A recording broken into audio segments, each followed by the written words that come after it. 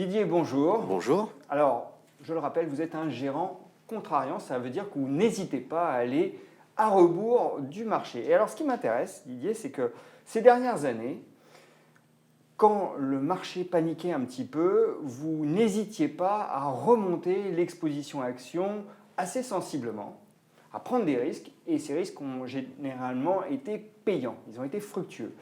Or là, lors de l'épisode de la crise italienne, eh bien, vous n'en avez pas profité pour remonter votre exposition action. Est-ce que vous seriez un peu inquiet? Alors c'est beaucoup plus compliqué que ça. Effectivement, ce qu'on aime, nous, et ce qu'on considère, c'est que pour un investisseur, ce qui est important, c'est pas le risque. Le risque, il est toujours là. On ne connaît pas ce qui va se passer dans l'avenir. C'est important, c'est la rémunération du risque. Et cette fois-ci, on garde une forte rémunération du risque, mais évidemment, avec des marchés qui ont quasiment doublé par rapport à 2011, on n'a plus la même rémunération du risque. Le cycle est un peu plus avancé, c'est particulièrement vrai aux États-Unis, plus de 8 ans. En eurozone, date de quand même juin 2013, le démarrage, donc on est quand même à sa 5e année. Et dans le même temps, les risques italiens, enfin le risque italien, pour ce qui concerne la zone, il y en a d'autres dans le reste du monde, on l'abordera peut-être, mais pour le risque italien, il nous semble de nature plus complexe à résoudre que les aventures, si je puis dire, irlandaises ou portugaises, qui, au regard de la taille des économies et au regard de ce qu'avaient connu ces peuples, on pouvait mettre en place des scénarios de sortie. Là, ce qui a été le cas d'ailleurs. Ce que vous voulez dire, c'est que l'Italie, c'est du sérieux. L'Italie, c'est gros. Et puis, l'Italie, c'est quand même un pays qui est dans une situation compliquée parce qu'il n'y a pas eu de croissance du PIB par tête depuis 20 ans, donc ça fait beaucoup. Dans le même temps, le pays est en excédent budgétaire. Exactement. Ils ont fait un excédent primaire, hein, et donc ça montre bien que le coût de la dette est trop élevé malgré l'appartenance à l'euro. Donc il y a un sujet de taux d'intérêt, ils n'ont pas les bénéfices. Et puis, il y a l'autre progrès qu'ils ont fait, c'est qu'ils sont en excédent courant. Hein, la balance courante est excédentaire de 2% du PIB. Donc, ils ont fait une partie du job. Alors, ils ne sont pas rentrés à l'espagnol ou à la portugaise dans la déflation interne des coûts salariaux. Ils ont du mal parce qu'ils ont une productivité faible, parce qu'ils ont un investissement qui est modéré, parce qu'ils ont de plein fouet la surévaluation de la lire au sein de l'euro.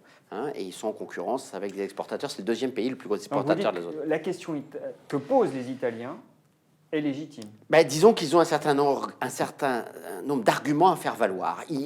Avant, l'Allemagne pouvait dire « Attendez, vous êtes en déficit, restaurez vos équilibres avant de pouvoir discuter ». Là, ils ont fait une partie du job. Alors que l'Allemagne, dans le même temps, et elle, avec un excédent qui est encore plus grand que celui qui était en 2011, et la Hollande aussi, avec 8,5 d'excédent courant. Donc là, évidemment, comme on n'a pas de transfert des excédents vers les déficits. Non, pas de façon physique, si je puis dire. Ça passe par Target 2, la Banque centrale. Et effectivement, donc c'est une mauvaise allocation de l'excédent d'épargne de la zone euro. On rappelle que la zone euro a près de 300 milliards d'excédents, plutôt sur le reste du monde, plutôt que de le réinvestir localement, et ce qui pénalise la croissance globale. Bon, le fait que la question soit légitime et que l'Italie, ce ne soit ni le Portugal, ni l'Irlande, ni la Grèce, pose problème. Donc. Oui, et puis on va avoir des mouvements de stop and go, de tension. Le discours, M. Salvini va être un peu à Bruxelles ou à Mme Merkel ce que M. Trump est à Xi Jinping, c'est-à-dire qu'il va falloir montrer les dents pour avoir un certain nombre de contreparties. Mais je reviens à votre allocation et à la manière dont vous la pilotez. Si là, vous n'avez pas remonté l'exposition action, c'est bien parce que vous attendez, vous anticipez de nouvelles secousses. On sait qu'on aura de la volatilité, mais on sait qu'avec un niveau d'exposition qui reste élevé, puisqu'on est à 70%, la probabilité, c'est qu'on bénéficie à plein d'un apaisement des craintes, mais à ce niveau de prime de risque, de cycle et d'incertitude, ça ne justifie pas de le remonter de nouveau. Il faudrait que la valorisation des marchés soit plus basse. Oui. Et où, mais ça sera concomitant, je pense que les marchés auront remonté d'ici là, que les craintes s'apaisent. Dans ces deux cas, je dirais, si les craintes s'apaisent, on en profitera. L'Italie, Didier, c'est votre principal sujet de préoccupation parce qu'on a d'autres thèmes bien sûr, on ne manque pas de sujets de préoccupation. C'est la raison pour laquelle vous voyez que l'optimisme a sensiblement baissé, que les stratégies sont conseillées de réduire les expositions, que beaucoup ont vendu, qu'on a eu des sorties de flux, et que les messages sont quand même globalement plus prudents. Pourquoi? Parce qu'on a eu, outre la crise italienne, on a évidemment La guerre commerciale. la guerre commerciale, et puis on a eu la force de l'euro, Les la force émergents. du dollar qui pénalise les émergents parce que la dette est libellée, et puis les problèmes politiques, mais pas que en zone euro, puisqu'on a évidemment des sujets au Mexique, en Argentine, au Brésil, et tout ça, évidemment, a causé un certain nombre de dégâts sur les performances. Donc évidemment, les craintes, tout le monde les a identifiées, si je puis dire. Alors, je vous ai Le ralentissement, j'oubliais, de la croissance en zone euro, telle qu'elle est apparue sur le premier semestre. Bon, ce sont des risques qui sont de plus en plus prégnants. Ils ne vont pas tous se matérialiser forcément très vigoureusement. On l'espère, tout du moins. On ne sait pas. On ne peut pas le prédire. Cela dit, je reviens encore à cette exposition Action, parce que je vous ai titillé un petit peu, taquiné en disant là, vous n'y allez pas, quoi. Oui. Vous n'en profitez pas, qu'est-ce qui se passe? Mais tout de même, vous avez 70% d'exposition encore globalement aux actions. 70%, c'est pas mal. Oui, c'est pas mal. Alors que les incertitudes montent. Oui, alors effectivement, mais parce que la situation est beaucoup plus complexe. Pourquoi? Parce que les marchés n'ont pas progressé depuis le début de l'année, et sur la zone euro, et même sur les 50 plus grandes valeurs de la zone euro, on est au niveau d'il y a un an, et même au niveau de décembre 14, sur En termes de l'Eurostock 50. valorisation. Le niveau de l'Eurostock 50. Il est au niveau de décembre 14, ce qui montre que l'amélioration de l'environnement économique, la croissance des bénéfices, n'a pas été répercutée dans la valorisation des Oui, actions. mais en même temps, Didier, on a un cycle qui a passablement mûri aussi. Oui, enfin, en zone euro, on est encore, comme les économistes disent, en output gap négatif. Ça veut dire qu'on est quand même qu'au début, même s'il a débuté en 2013, du processus. Un cycle, c'est plutôt 5-10 ans. Hein. C'est pas comme on le voit aux États-Unis d'ailleurs. Donc on avait pris beaucoup de retard en 2011. On en a rattrapé une partie, mais il nous en reste. Donc d'abord, on a le sujet de la valorisation, avec des dividendes qui sont à 2,8%, des PER à 14 fois. On est la seule zone sur laquelle il n'y a pas du tout d'excédent de la valorisation. Et c'est d'ailleurs l'actif sans doute le moins cher, comparé de l'immobilier, comparé des obligations, etc. Donc la valorisation est un point important. Et puis, il y a une autre lecture, c'est que ces risques, on les a bien identifiés, mais alors que certains y voient plutôt une sortie par le bas, il ne faut pas négliger ce qui s'est passé déjà au cours des dernières crises qu'on a connues, et on en a connu beaucoup ces 4 dernières années. Je les rappelle brièvement. Nous avons eu la crise chinoise en 2015. Nous avons eu le pétrole à 25 $ début 2016. Nous avons eu le Brexit en juin 2016. Nous avons eu la Catalogne en octobre 2017. À chaque fois, les marchés ont paniqué, ont fait baisser les taux, ont été sur les actifs sans risque.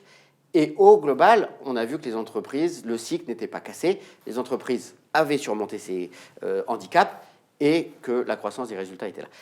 Il y a un scénario pour lequel on peut effectivement, d'ici quelques mois, voir que ces craintes se sont apaisées, ce qui justifierait donc une appréciation. Et nos 70% d'actions sont la bonne proportion dans un monde où, encore une fois, sur le reste, il est très difficile de trouver des emplois. Alors, quand vous parlez du cycle européen, Didier, pardonnez-moi, mais j'ai l'impression que vous faites comme s'il allait être désynchronisé un petit peu de tout ce qui peut se passer aux États-Unis. Ce n'est pas tout à fait vrai. Or, le cycle américain est, lui, vous l'avez souligné, beaucoup plus avancé. Alors, le cycle américain... Et s'il décroche, oui, alors on décrochera avec... Sans doute, mais ça dépend de la façon dont ça se produit. Le cycle américain a effectivement 8 ans. En termes de duration, si je puis dire. Mais en termes d'intensité, il est de moitié inférieur à la moyenne des cycles de l'après-guerre. Donc il peut durer plus longtemps parce que moins fort. Et on ne casse pas un cycle comme ça. Pour casser un cycle américain, là où l'emploi reste assez satisfaisant et où les investissements sont assez dynamiques, ce qu'il faudrait, c'est une forte hausse des taux, une forte hausse du baril de pétrole. Ce sont des éléments qu'on regarde. Mais on peut avoir un cycle américain qui retourne vers un rythme tendanciel de croissance qui est plus près de 1,5-2 que les 2,5 qu'on est en train d'observer, boosté par la relance fiscale Trump. Et dans ce cas-là, l'Europe peut poursuivre son cycle. Il n'y a pas de sujet. Pour vous, on n'aura pas de dommages significatifs de la crise tarifaire. Alors, cette crise tarifaire, enfin, cette crise des droits de douane, il faut voir. L'effet direct en macroéconomie est très très faible. Hein. Si on prend 25% de taxes sur les 50 milliards et même 10% sur les 200 milliards à venir rapportés au commerce mondial, en pourcentage de hausse des prix qui sera évidemment répercuté sur les clients, c'est très très modeste. Mais on ne pense pas On pense d'abord que M. Trump est d'abord dans une logique politique interne face à ces élections de midterm en novembre. 2, on ne pense pas, et comme il est pragmatique, il peut faire du stop and go, il nous l'a montré, qu'il va annihiler totalement sa réforme fiscale en prenant le risque de casser la croissance mondiale par les droits tarifaires. Donc, il faudra peut-être être un peu plus sûr. Et les effets indirects, ça sera beaucoup plus dur à mesurer. Et si, encore une fois, il venait à se manifester, je pense qu'il ferait machine arrière. Alors, il y a un élément sur lequel j'aimerais que vous me donniez votre avis, parce que vous suivez le secteur bancaire, vous en avez pas mal en portefeuille, des banques.